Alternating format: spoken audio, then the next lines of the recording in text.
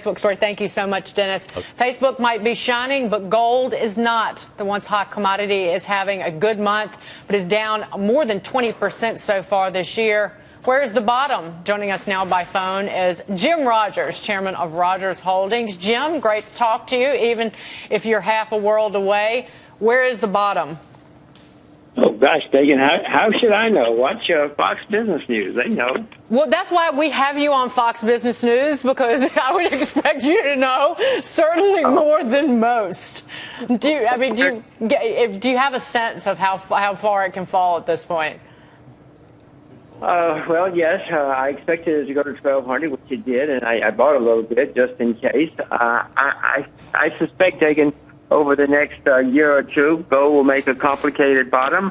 It went up 12 years in a row, which is extremely unusual. I know the anomaly was gold's strength for 12 years, so I suspect it will not make a normal bottom. The anomaly in the correction will be how far it goes and where it goes. I don't know. 50% corrections are fairly normal, even in bull markets, so that would be 960, say. I'm not a market timer. I'm not a very good trader. So I'm just pointing out to you that between $900 and $1,000 would be a fairly normal correction for something like gold. I own it. I'm not selling it. If it goes down again, I hope I'm smart enough to buy more. Well, why would gold over the long run, if it follows inflation, why would it outperform inflation? Why wouldn't you do the same in some Treasury inflation-protected securities, for example? Well, first of all, the way they account for the Treasury inflation securities are a sham. I mean, please, if you get your advice or use U.S. government accounting, you're going to go broke, Dagan. So please, if you're going to look at those things, check very carefully how they work. Well, then why would it outperform the stock market if based on inflation? What, gold or Treasury? Gold. Well, it may not. It hasn't, certainly here in the last year or so. It's done worse than anything in the past, than most anything in the past year or two. But Dagan, remember, it went up 12 years in a row. It had an astonishing run. So I presume that it will not just be inflation that's occurring. You're having governments around the world, for the first time in recorded history, all major central banks printing money to debase their currency. This has never happened before. And always in the past, when something like this for an individual country has occurred, it's always ended very, very badly. I presume it will this time, too. Is there a store of value, though, that would perform better than gold, that you like more than gold at this point?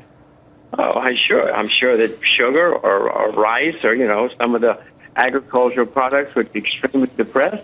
Sugar is down 75% from its all-time high. There's not much that's down 75% from its all-time high.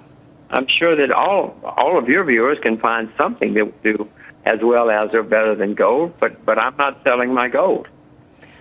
In terms of sellers and buyers, Jim, do you think that the average investor has made money on gold? Even though it's up 12 years in a row, individuals have a tendency to buy at the wrong time, and it's been a shocking and ugly come down for some, not just the year, but it's off 30% from the high hit about 2 years ago. Do you think the average person made money on gold?